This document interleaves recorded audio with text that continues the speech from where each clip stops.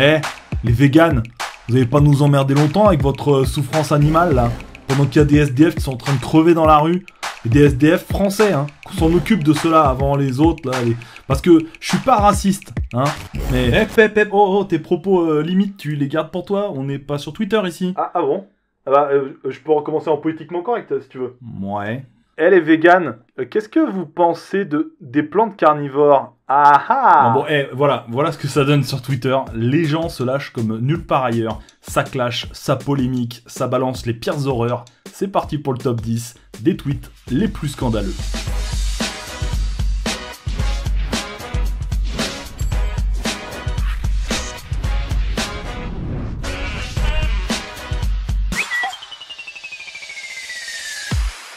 Numéro 10, Grégory Le Marchal. On commence tout de suite avec ce tweet qui dit juste re de la part de Grégory Le Marchal. Y a rien qui vous choque? Alors voilà.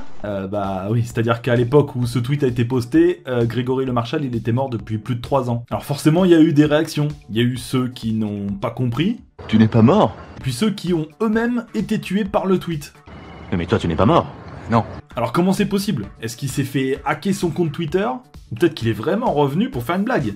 Peine ressuscité déjà une saloperie. Non, en vrai c'est pas du tout son compte officiel, d'ailleurs il a pas eu le temps de connaître Twitter, le pauvre. Et donc bien sûr, le tweet est un fake d'un internaute qui a créé ce compte juste pour faire cette blague avec la bio « J'ai une grosse tessiture ». Pourtant le petit Grégory, enfin le Marchal, il avait prévenu. Menteur! Bon alors, autant que cette mauvaise blague sert à quelque chose, le compte à suivre c'est celui de l'association Grégory Le Marchal, qui lutte contre la mucoviscidose, la maladie qui l'a tué. Numéro 9, Pascal Nègre, le PDG de Universal Music France, qui a sorti son portable le jour de la mort de Georges Moustaki pour lui rendre hommage sur Twitter. Avec Georges Moustaki, c'est une des dernières légendes, artistes et poètes qui disparaît. Classe! Ah mais il aurait dû s'arrêter là. Parce que derrière, il a écrit « Ses plus grands succès sont chez Universal ».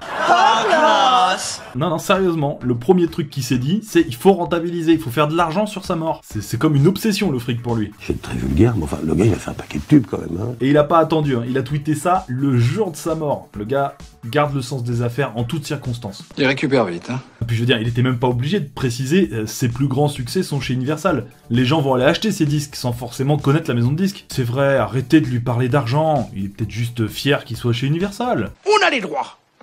Et il a même pas effacé son tweet, hein, il est toujours visible sur son compte. Non là, franchement, vu l'indignation dans les réponses, Pascal Nègre, t'aurais juste dû t'abstenir. Tu sais Pascal, il faut que je te dise un truc, tu deviens vraiment chiant.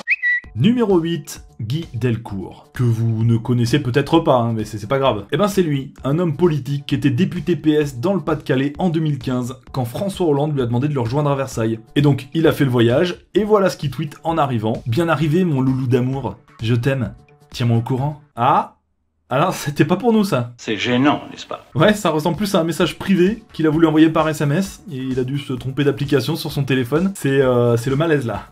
Autant pour lui que pour nous d'ailleurs. Surtout pour un politique, hein, il s'exprime pas pareil en privé et en public. À qui c'est mon nez? Oui. À qui c'est mes oreilles? Oui. Le tweet n'est plus visible, là, il l'a supprimé en précisant que c'était adressé à sa femme. Ah, attendez, il a écrit « Mon loulou d'amour », il fait ce qu'il veut. En plus, ce jour-là, il a eu le temps de rajouter des photos, il s'était toujours pas rendu compte qu'il était en train de tweeter. Ouais, les vieux et Twitter, ça marche pas. Maintenant que la photo est prise, tu la mets sur la ligne, tu la mets sur Twitter, tu la mets où il te plaira. J'ai capté, hein? Mais attendez, c'est pas le seul homme politique à qui c'est arrivé. Éric Besson, qui était ministre sous Sarkozy, a tweeté en 2011 « Quand je rentre, je me couche. Trop épuisé. » Avec toi. Qui lui explique, à lui aussi, comment ça marche? Je crois que tout le monde a pu lire ton message. Les réponses sont publiques, tout le monde peut les voir, papa. Numéro 7, McDonald's. Oui, les marques aussi sont sur Twitter pour faire parler d'elles et de leurs nouveaux produits. C'est le rôle d'un community manager de tweeter, de faire réagir, de faire rire. Et l'humour des CM, c'est quelque chose. Ah, ça y est, c'est parti. Alors là, je sens que ça va déconner. Attention, attachez vos ceintures. Mais surtout, faut qu'ils fassent attention à ce qu'ils disent pour pas faire polémique. Ils représentent la marque. Mais ce jour-là, le community manager de McDonald's France a craqué. Les personnes regardant les anges, n'hésitez pas à postuler dans nos restaurants. Nous ne regardons pas les diplômes. Bonne journée. Bise. Quoi? C'est quoi le message là? Que ceux qui regardent la télé-réalité sont stupides? C'est possible. Surtout ça voudrait dire que tous ceux qui bossent au McDo sont stupides. Comme quoi on peut les exploiter eux aussi, hein? Ah bah ils servent à ça? Faut jamais désespérer d'un abruti. Bon on comprend bien qu'il a voulu faire une vanne, mais c'est super limite.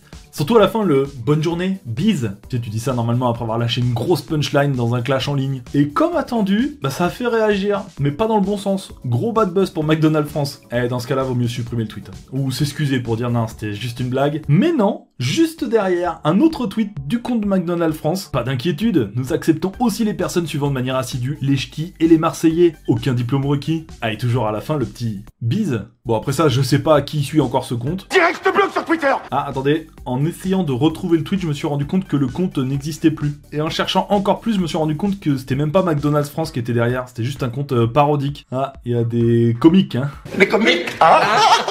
Bon, mais finalement, c'était même encore pire, parce que le mal était fait pour McDo et l'image de ses employés. Sur place ou importé?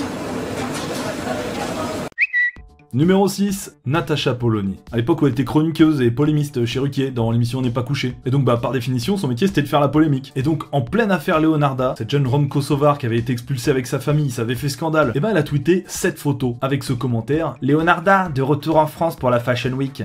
Ouh, il est comment ce tweet Natacha? Scandaleux. Boah, ça va, y a pas de quoi s'indigner. Ah, si on peut plus se moquer des sans-papiers, c'est quand même pas eux qui souffrent le plus en France.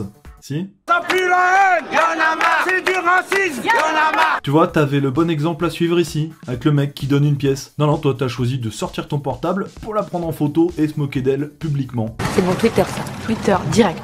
Alors oui, j'ai bien compris la blague, j'ai vu, elle mendie avec une robe Givenchy. Mais non, mais c'est ridicule, hein, Natacha, ça lui va pas. Quand on veut être chic, il faut avoir du fric. Alors elle a effacé son tweet en disant que c'était juste un trait d'humour, mais elle a oublié de dire qu'elle s'excusait d'avoir été raciste. Raciste. Voilà, c'était juste scandaleux, surtout venant de sa part, elle est journaliste, elle est pas humoriste, d'ailleurs c'était pas drôle. Donc qu'est-ce que tu éviteras de faire la prochaine fois? Des tweets antisémites, racistes, homophobes, absolument ignobles. Numéro 5, Alexis Corbière. Le député de la France Insoumise, qui a fait un hommage poignant le jour de la mort de Johnny. La triste mort de Johnny Hallyday ne doit pas nous faire oublier le nouveau mauvais coup qu'il nous prépare. Prochaine cible, le SMIC. Il dit qu'il voit pas le rapport. Non bon attends, on se pose 2 secondes, on essaie de comprendre le message qu'il a voulu nous faire passer. Il dit que la mort de Johnny est triste, mais qu'il y en a qui s'attaquent au salaire minimum, donc il faudrait pas être triste. J'ai jamais rien lu d'aussi imbécile. En plus, c'est quoi son lien vers le site d'LCI là? Il est même pas cliquable, il doit pas savoir comment ça marche, il y a même pas le H du HTTP. http://com.w.fr. Bon évidemment, c'est ce qu'on appelle de l'instrumentalisation politique, ou plus techniquement de la récupération de gros bâtards. Il exploite le sujet dont tout le monde parle avec le hashtag Johnny Hallyday pour être sûr d'apparaître dans les tendances, ce qui fait que son hommage est pas du tout sincère. Donc là encore, forcément, grosse polémique, on ne se sert pas de la mort de Johnny comme ça. Il a été obligé d'effacer son tweet, mais pas de bol, ça screen vite sur Twitter. De toute façon, est-ce que des tweets peuvent avoir le moindre pouvoir auprès du gouvernement? Je suis pas sûr. Monsieur le ministre, quelqu'un est offensé sur Twitter. Numéro 4, Joël Guerriau. Cette fois-ci, c'est un sénateur qui a réellement choqué Twitter. Il s'appelle Joël Guerriau, le voilà, et il a posté ça après les attentats du 13 novembre. Une question cruciale posée par Bruno Retailleau: comment mettre en œuvre une gouvernance sereine après Daesh? D'accord. Et donc, qu'est-ce qu'il y a de choquant là-dedans? Non, rien en fait. Ce qui était choquant, par contre, c'est la photo qu'il a postée avec. Sauf que là, je vais pas pouvoir vous la montrer sans la flouter, parce que c'est tout simplement la photo d'une bite, en gros plan. Oui, je sais, ça n'a aucun rapport avec le texte. D'ailleurs, personne n'a compris. Hein, mais tout le monde l'a retweeté. Vous venez de détruire Twitter, il a littéralement explosé sous les tweets des internautes. Alors j'étais pas avec lui, mais j'ai une explication plausible. Il était tranquille, chez lui, à poil, et au moment de tweeter, il a rajouté la photo de son sexe, sans faire exprès. À moins qu'il l'avait déjà dans son répertoire, et qu'il l'a ajouté à la place d'une autre photo. Ce serait encore plus chelou. Si c'est ça, c'est ouf, hein. Encore un qui sait pas utiliser Twitter. Pourtant, c'est pas plus compliqué qu'un autre réseau social. Twitter, c'est pour les débiles, et Instagram pour les débiles qui savent pas lire. Alors bien sûr, Joël Guerriau a vite supprimé son tweet au bout de quelques minutes, et il a tweeté juste après pour nous expliquer que son compte Twitter s'est fait pirater. Inacceptable! Et puis il a ajouté: suite à l'acte malveillant dont j'ai été victime ce soir sur mon compte Twitter certifié, je déposerai demain une plainte contre X. Ouais. À hacker, tu dis? C'est marrant parce que le hacker, il fait exactement la même faute que toi à Daesh. Regardez un ancien de ses tweets. Daesh, ça prend pas de S. Mais bon, on va être sympa, on va retenir la version officielle, il s'est fait pirater. En tout cas, le hacker aussi, il est sympa parce qu'il a jamais recommencé. J'ai compris que je dois pas tweeter des photos de ma queue.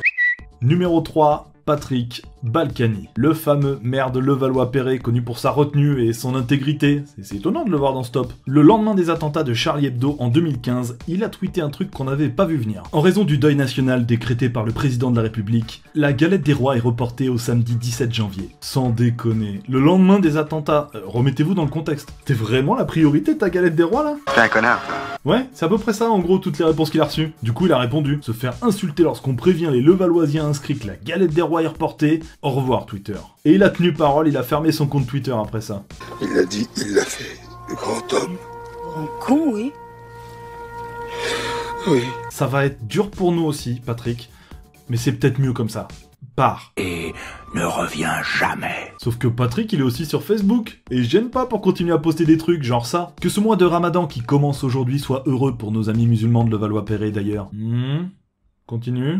En espérant qu'il soit placé sous le signe de la paix. Attends, c'est Patrick qui a écrit ça? Et annonciateur de la fin des attentats. Ah d'accord, là voilà, là je reconnais le style. La petite phrase à la fin là, ça signe bien le message. T'aurais pu t'arrêter juste avant, c'était parfait. On te disait Psartek. Voilà, c'est exactement ce qu'il faut pas faire, un amalgame entre musulmans et terroristes. Mais je crois que le pire, c'est que pour faire passer son message dégueulasse, il fait semblant d'être bienveillant. Messieurs, dames, les Arabes, je vous aime de tout mon cœur, hein. Bismillah, Mdou. Alors merci Patrick, mais comment te dire, on veut plus te voir en fait. Ça suffit, Patrick. Numéro 2, Jean-Marie Le Pen. On arrive au top du classement, donc forcément on a droit à la crème de la bienséance, le big boss de la classe à la française, Jean-Marie Le Pen, qui a dérapé publiquement au pire des moments. Vous vous rappelez le climat ultra tendu en France quand les attentats terroristes s'enchaînaient en 2015? Et ben en pleine prise d'otage à l'hypercachère, elle a tweeté ça. Keep calm and vote Le Pen. Grave. Le pire exemple de récupération. De toute façon, lui, il a fait toute sa carrière en surfant sur les peurs. Là, il fait du wakeboard carrément. Imaginez, il tweet ça au moment même où des otages vont certainement se faire tuer. Putain, t'as le sens du timing, toi. Donc son conseil, dans ce cas-là, on reste calme et on vote Le Pen, c'est ça? Ferme ta gueule. Ah oui, non, le père Le Pen, on peut compter sur lui. Hein. Dès que ça parle d'arabe, il se contrôle plus. Il paraît que t'as des propos intolérables, où il n'y a pas de tolérance. Et c'est donc pas que c'est pas bien d'être raciste. Non mais vraiment, c'est gênant. Même sa fille, Marine Le Pen, qui est sur la photo et pour qui il voulait faire de la pub pour les élections qui allaient arriver, ben, je suis sûr qu'elle a dû être gênée. Marine Le Pen, bonjour. Vous n'avez pas honte? Pardon? Nique ta mère. Et puis il veut faire cool en reprenant le même keep calm. Mais on sait très bien que c'est quelqu'un qui l'a fait pour toi ce montage. Même ton compte Twitter, je suis sûr que tu l'as pas créé tout seul. On va vous créer un compte Twitter. En revanche, c'est mieux de réfléchir à ce qu'on écrit, sinon... Oh, c'est pas vrai, j'ai l'impression d'avoir donné un flingue à un singe.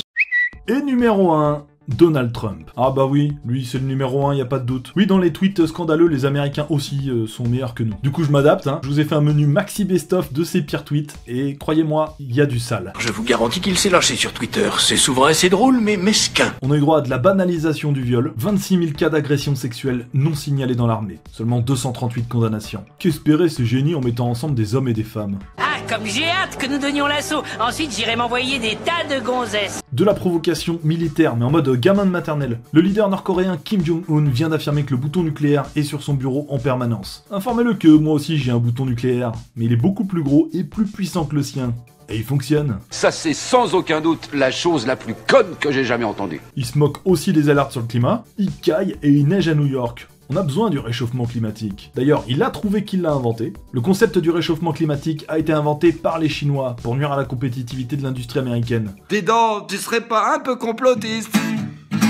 Un peu conspirationniste? Il a aussi réussi le combo sexiste, homophobie, insulte pour la créatrice du Huffington Post. Huffington Post, c'est pas facile à dire. Ariana Huffington est moche à l'intérieur comme à l'extérieur. Je comprends parfaitement que son ancien mari l'ait quitté pour un homme.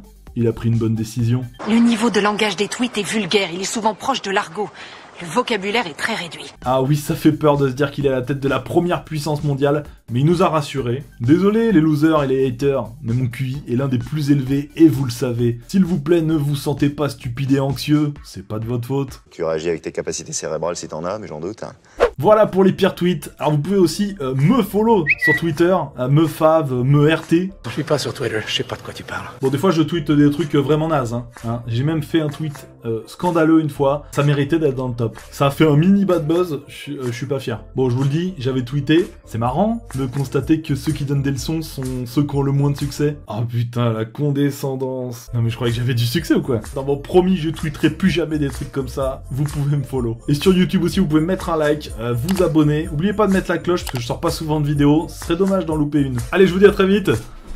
Salut!